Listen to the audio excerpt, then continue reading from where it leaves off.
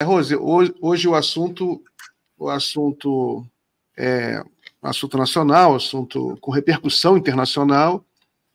O principal assunto nacional e com grande repercussão internacional é esse entrevero entre o presidente Lula e Israel. O presidente Lula, ele participou de uma coletiva na Etiópia, em que ele fez críticas muito duras a Israel, chegando inclusive a comparar o genocídio em curso na faixa de Gaza ao que Hitler fazia com os judeus.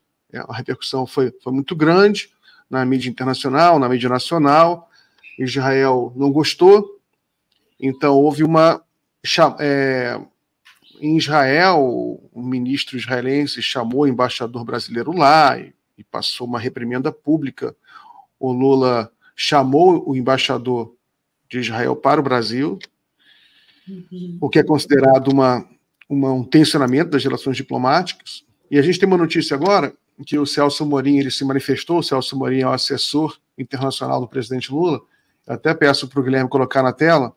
Coloca na tela, Gui, a capa, né, da notícia que acabou de sair aí no Globo. Quem tem que pedir desculpas é Israel, e não ao Brasil, mas à humanidade, diz Celso Amorim. Coloca agora a notícia, o interior da notícia, se deu tempo de subir. O assessor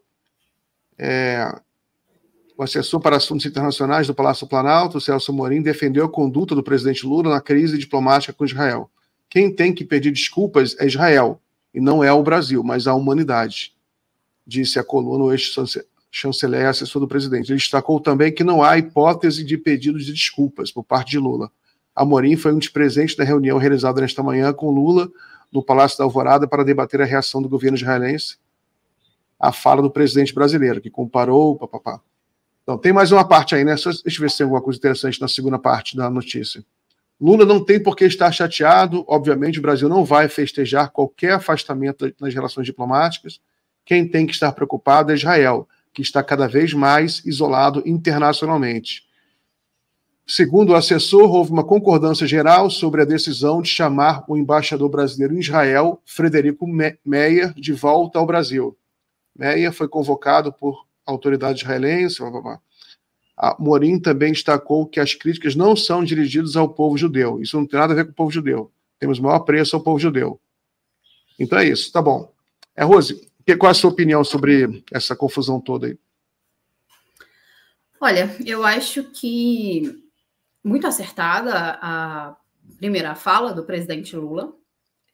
O presidente Lula vem desde o dia 7 de outubro, né, depois da ofensiva do Hamas, fazendo uma série de declarações. Dá para a gente notar nessa trajetória aí, de outubro para cá, uma escalada nas declarações do Lula e uma maior preocupação com o que está acontecendo em Gaza, né? Lá no dia 7, o Lula criticou o Hamas, chamou de grupo terrorista. Na época até critiquei isso, porque o Hamas não é considerado um grupo terrorista nem pelo Brasil e nem pelas Nações Unidas. Mas o Lula passou, né, deu para ver que o tom, a retórica do presidente, né, porque o ministério acho que está bastante apagado, a retórica do presidente Lula ficou bastante acentuada em relação a uma preocupação humanitária com o que está acontecendo em Gaza e também na Cisjordânia.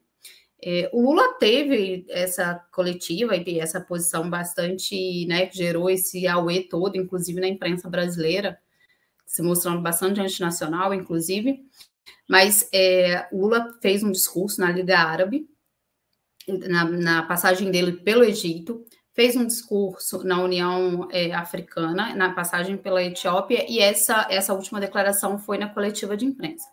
Tanto nos discursos da Liga Árabe quanto na Etiópia, Lula deixou claríssima a posição do Brasil em relação ao não entendimento e não haver justificativa para as ações de Israel em Gaza, independente do que tenha acontecido no dia 7 de outubro. Né? Nesse discurso, eu acompanhei até ao vivo esse discurso do Lula na Liga Árabe, no Egito. Ele deixa muito claro no início e no final do discurso.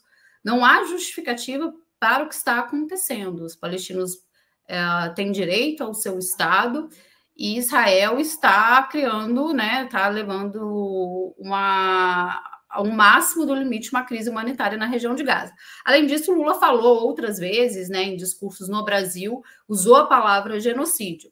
Então, a posição do Lula, estou fazendo esse preâmbulo para dizer que a posição do Lula é de crítica às políticas israelenses contra os palestinos. Essa já é uma percepção, então não é nenhuma surpresa, inclusive uma posição histórica do presidente Lula e do PT também, sobre o direito dos palestinos a um próprio Estado e o tipo de regime que vigora ali na região. A minha percepção é de que o que aconteceu, o que vem acontecendo no último mês, tornou-se muito grave, né? A gente tem a ofensiva de Israel em Rafah. Foram cenas até difícil, né? A gente que acompanha, tem que acompanhar para estar bem informado e fazer as análises. Foram vídeos e fotos extremamente duras de crianças, né? De crianças sem partes do corpo. E assim, é algo muito chocante do ponto de vista humanitário. Então, eu acho que também a situação ter ficado mais grave desse ponto de vista também levou o presidente Lula a adotar um discurso mais duro contra Israel. Na coletiva de imprensa, eu acho que o que o Lula, eu não sei, não dá para a gente saber, né, porque eu não estou na cabeça do Lula, mas o que o Lula fez, na minha concepção, uma espécie de provocação, né? Porque o que muitos analistas estão tentando fazer hoje, os jornalistas, sobretudo, e alguns analistas ligados aos sionistas, é ficar tentando conceitualizar o que foi o Holocausto, né? Travar um debate muito conceitual, historiográfico. Mas a verdade é que eu acho que o Lula quis lançar uma provocação, né, da contradição entre o que aconteceu com o povo judeu. Foi lamentável, historicamente, a gente sabe disso, a gente estuda isso, né? É ensinado nas escolas brasileiras.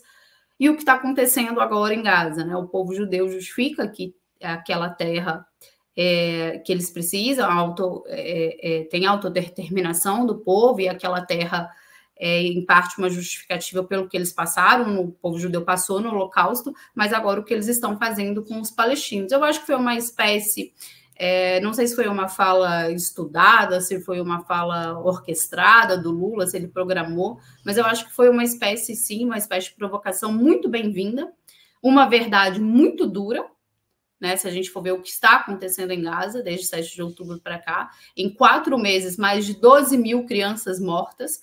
Eu acho que eu sempre repito esse dado, porque para mim é um dado incontornável.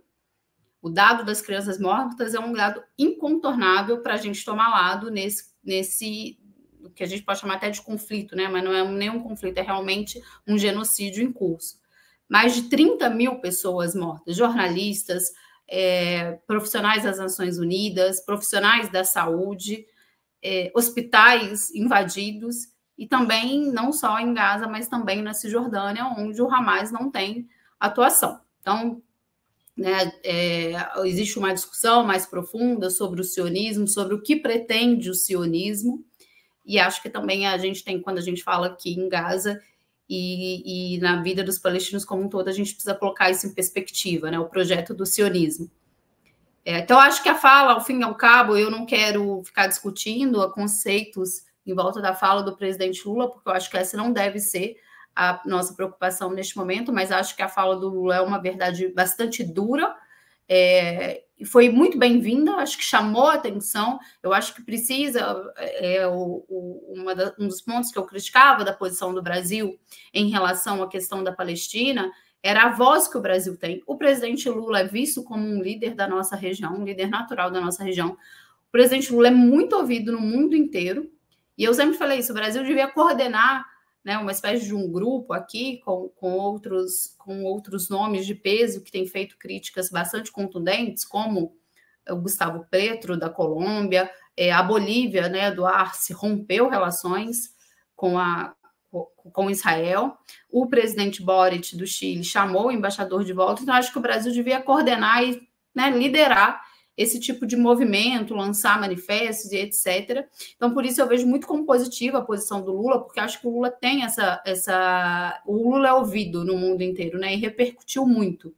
Repercutiu e até agora a gente não viu nenhum outro líder, né, sequer dos países lá ocidentais, centrais, criticando o presidente Lula. O Lula foi criticado pelo ministro das Relações Exteriores de Israel e por Benjamin Netanyahu e a nossa imprensa, mas não vi ainda nenhum líder, nem de nenhum país aí, nem dos países árabes, nem dos países ocidentais, criticar a fala do Lula.